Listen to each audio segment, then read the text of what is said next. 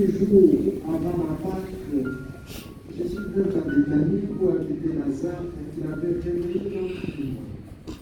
On donna un repas en l'honneur de Jésus quand il faisait le service. Lazare était parmi les convives avec Jésus. Or, Marie avait pris une livre d'un parfum très pur et de très grande valeur. Elle répandit le parfum sur les pieds de Jésus et le essuya avec ses cheveux. La maison fut remplie de l'odeur du parfum. Judas Iscariote, l'un de ses disciples, celui qui allait le livrer, dit alors, pourquoi n'a-t-on pas vendu ce parfum pour 300 pièces d'argent que l'on aurait donné à des pauvres? Il parla ainsi, non par souci des pauvres, mais parce que c'était des voleurs. Comme il tenait la bourse commune, il prenait ce qu'on lui donnait. Jésus lui dit, laisse-la observer cet usage, quand le jour de ramasser des laissés.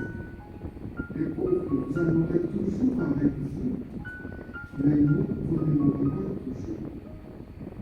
Or, une grande foule de Juifs apprit que Jésus était là, et ils arrivèrent non seulement à cause de Jésus, mais aussi pour voir ce Lazare qui avait réveillé entre les morts. Les grands prêtres décidèrent alors de tuer aussi Lazare, parce que beaucoup de Juifs, à cause de lui, s'en allaient et croyaient en Jésus. Acclamons la parole de Dieu.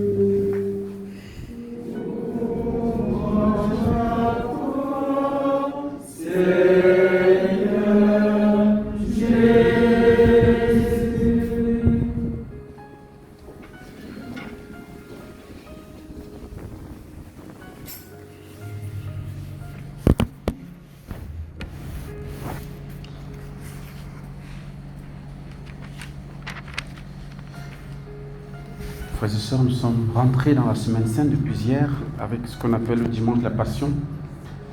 Et donc, hier nous avons eu, même si c'est en même temps, c'est un contraste parce que c'est une solennité. Le dimanche des Rameaux, c'est une solennité. En même temps, une solennité dans laquelle nous célébrons la mort du Seigneur. Et nous avons pu entendre le récit de la passion du Christ en Saint-Marie et comment le Seigneur allait jusqu'au don de sa vie pour notre salut. Et donc, c'est une sorte de... Je ne sais pas ce que l'Église a voulu montrer en commençant par je peux dire la mort de Jésus, puisque c'est ça que ça célèbre, les rameaux.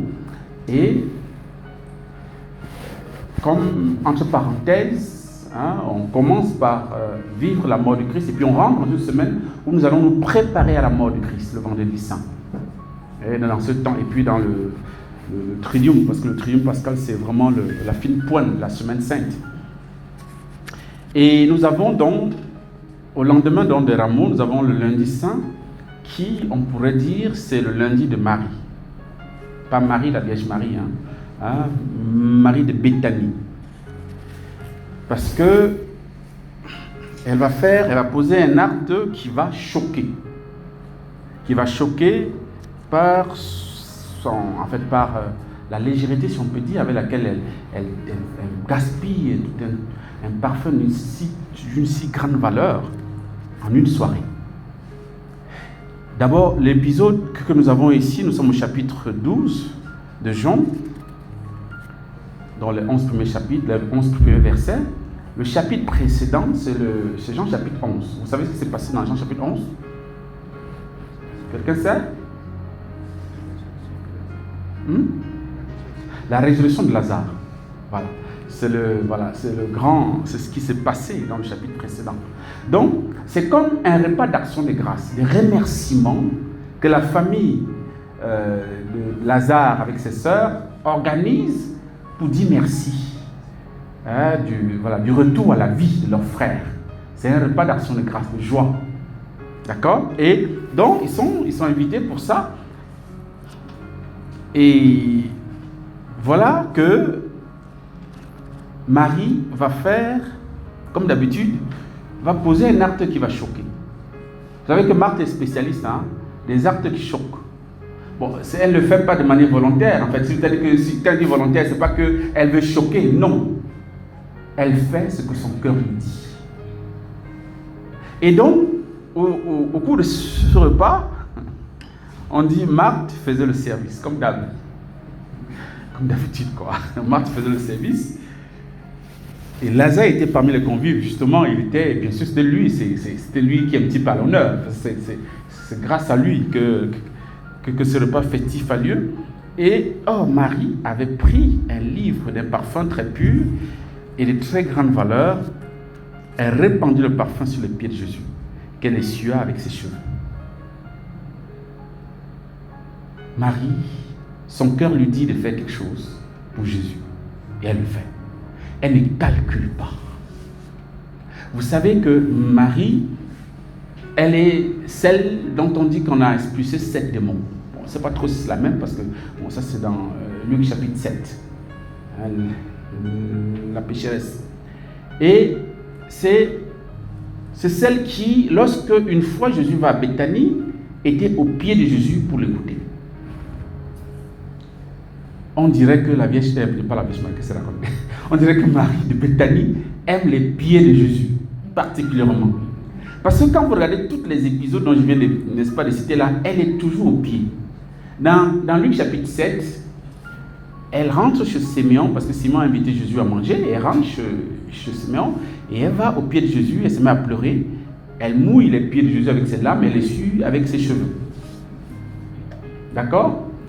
Et lorsque elle et sa sœur invitent Jésus à la maison, pendant que Marthe est en train de s'affairer à la cuisine, elle choisit de s'asseoir au pied de Jésus pour l'écouter. Ici encore, pendant que Marthe est en train de faire le service, elle a cherché son parfum, elle répand sur le pied de Jésus et l'essuie avec ses cheveux. Elle aimait les pieds de Jésus. Waouh!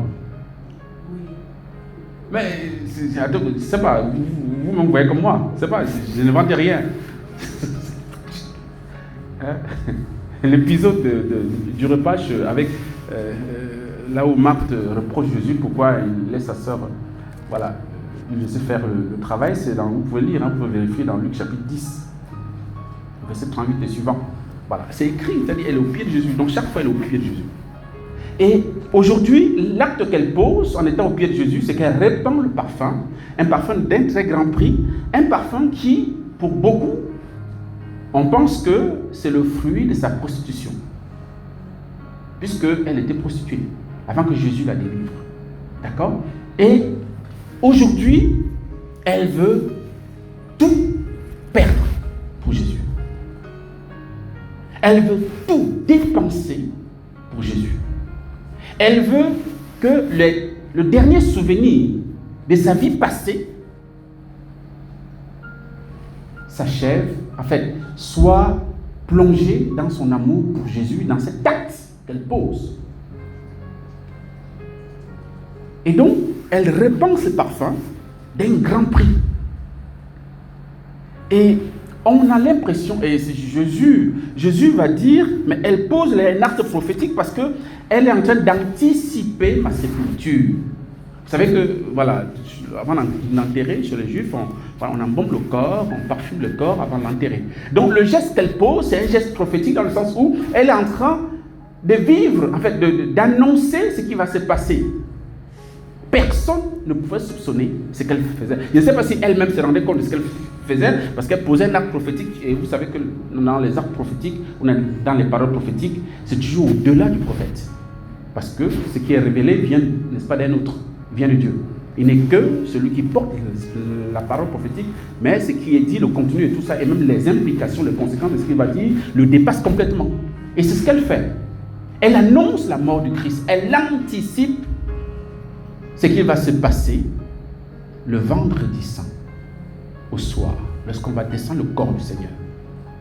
Et elle anticipe parce qu'elle ne serait pas là, parce que ce serait une histoire d'homme, puisque la Pâque commençant, puisque la Pâque journée à 6 jours là, 6 jours avant la Pâque c'est samedi, et là, vous savez que selon la tradition judéo-chrétienne, la journée commence la veille. Donc c'est pourquoi on a demandé les Joseph d'Arimathie va aller voir Pilate pour que rapidement il descende au corps du Seigneur pour, n'est-ce pas, l'enterrer avant que la Pâque n'arrive, sinon ils vont être impurs s'ils ne font pas les choses avant. Et donc, elle a anticipé ce qu'elle devait faire de manière simple, de manière claire, de manière ordinaire, si je puis dire, le vendredi saint. Et Jésus va dire partout, ces gestes qu'elle fait, cela annoncé partout dans le monde. Chaque fois, on se souviendra de ce qu'elle va faire. Et chaque vendredi saint, et même avant vendredi saint, chaque semaine sainte, on se souvient de ce que Marie a fait pour Jésus. Nous allons encore le vivre tout à l'heure, n'est-ce pas, dans l'office des mirophores, pour actualiser un peu ce qu'elle a fait. Donc, le Seigneur nous invite, à la lumière de ce que Marie fait, à nous demander, mais qu'est-ce que je sacrifie pour mon Dieu, de chair, pour manifester mon amour pour lui. Parce que Marie étant toujours au pied du Seigneur, c'est le lieu par excellence où le disciple est pour écouter le maître, pour s'instruire du maître. Et je me suis rendu compte avec une brève, j'ai regardé un peu rapidement, l'attitude du Christ par rapport à Marie, c'est toujours une attitude où il défend Marie. Parce qu'elle a toujours une intuition qui va au-delà de l'ordinaire. Nous avons vu qu'au repas, d'abord déjà même au repas chez Simeon, quand elle essuie les larmes Simon veut critiquer Jésus dans son... En fait, il se met à critiquer Jésus dans son cœur. Mais si cet homme était vraiment prophète, ce serait telle femme est en train de le toucher. Il n'accepterait même pas. Et Jésus perçoit ça et lui dit, Simon, je suis entré chez toi, tu ne t'es pas occupé de moi, tu ne m'as pas donné l'espace de l'eau pour laver mes mains, pour faire ci, pour faire ça. Mais elle, depuis qu'elle est entrée, elle ne cesse de mouiller mes pieds de ses larmes et de les essuyer. À qui on a beaucoup, celui qui a beaucoup aimé, on lui pardonne beaucoup. Et dans le repas qu'elle offre avec sa sœur à Béthanie, Jésus vient à son secours encore devant Marthe. Marthe, tu t'inquiètes pour beaucoup, mais très peu est essentiel. Ta sœur Marie a choisi la meilleure part. Encore aujourd'hui, elle a choisi la meilleure part. Peut-être que tout le monde était dans la fête, tout le monde était dans la bombante, tout le monde était... mais elle voyait plus loin que la fête. Elle voyait que les jours de Jésus étaient comptés sur terre. Et donc, par son acte, elle a voulu poser un dernier acte avant que son chéri ne parte. Dans le bon sens du terme, vous comprenez bien. Voilà. Donc, et vraiment, elle a fait quoi? Elle n'a pas compté, elle n'a pas regardé, elle n'a pas évalué le coût. Non, ce n'est pas son problème. Elle a posé un acte de folie. Et il n'y a que l'amour fou qui peut conduire à ça. Et le Seigneur ne demande pas autre chose que l'amour fou pour lui, en cette semaine sainte. Et je voudrais noter une dernière chose par rapport à Marie. La complicité qu'il y a entre Marie et Jésus, en fait, je trouvais ça, je ne sais pas, c'est quand même bizarre. Dans le chapitre précédent, dans Jean chapitre 11, où on parle de la mort d'abord de Lazare, vous savez qu'on a d'abord appelé Jésus, ils ont envoyé chercher Jésus, que celui que tu aimais malade, tout ça, Jésus a traîné jusqu'à ce qu'il est mort. Bon, on l'a enterré, il n'y a pas de souci. Bon, il arrive et on signale qu'il est là. Donc, Marthe va le trouver, il n'était pas encore entré, je crois, au village, il était à l'entrée du village, et Marthe va le trouver comme, Seigneur, si tu avais été là, mon frère ne serait pas mort. Et puis, mais elle poursuit en disant, mais si, je sais que tout ce que tu demandais au Père, il t'obtiendrait tout ça. Et puis, il va s'en suivre un dialogue où Jésus va l'aider à croire qu'il est la résurrection et la vie. Je suis la résurrection et la vie et tout, voilà. Et puis, Marie était restée à la maison. Et puis, Marthe revient, elle va souffler à l'oreille de sa sœur, le maître est là. Marie s'élève, et elle sort rapidement. Et les gens qui étaient autour d'elle la suivent. De toute façon, se dit que bon, comme peut-être elle va au tombeau pleurer. Et elle va vers Jésus. Et quand elle arrive vers Jésus, à côté de Jésus, toujours à l'entrée du village, elle dit la même chose que sa sœur. Maître, si tu avais été là, mon frère ne serait pas mort. Et Jésus, et sur le coup, elle se met à pleurer. Et les gens autour d'elle pleurent. Et on dit Jésus, pris d'émotion, s'est mis à pleurer. Jésus pleura. Parce qu'il a vu Marie pleurer, il a craqué. Il y a une complicité grande entre Jésus et Marie. Sa soeur est venue, Jésus n'a pas pleuré. Mais quand Marie vient, Jésus pleure. Mais non pas parce qu'il fait la discrimination, non, parce que Marie, elle touche le cœur. Elle vise l'essentiel. Elle n'est pas dans la rationalité, elle n'est pas dans les réflexions. Parce qu'elle était dans la réflexion, ne cassez pas ce parfum d'un si grand prix. Nous sommes toujours dans nos amours avec le Seigneur, nous sommes toujours dans les calculs. On est toujours dans même quand il faut faire un don, là on réfléchit d'abord, mais est-ce que, voilà, si je fais ce don-là, est-ce que, machin, demain, comment il va faire, machin. En fait, on est toujours dans les calculs, quoi. Je vous demande pas de ne pas calculer, hein, mais bon, mais c'est juste pour vous dire, mais Marie, elle n'était pas dans le calcul. Son amour pour Jésus était fort, était brut. Elle ne mettait pas de frein, elle l'aimait à la folie, et puis elle donnait tout son cœur. Elle nous demande, je pense qu'aujourd'hui, elle nous enseigne la même chose. Vraiment, aimons le Seigneur avec tout le cœur. Ne laissons aucune réserve. Ne mettons aucune réserve à l'amour que nous avons pour le Seigneur. N'hésitons pas à faire des folies pour lui. On va se moquer de nous comme on se moquait d'elle ici. Hein? Comme chez Simon, on se moquait d'elle. Comme avec sa sœur.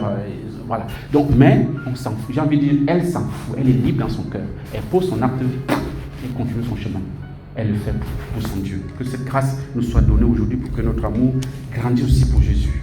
Et que cela grandisse jusqu'à la folie. Amen.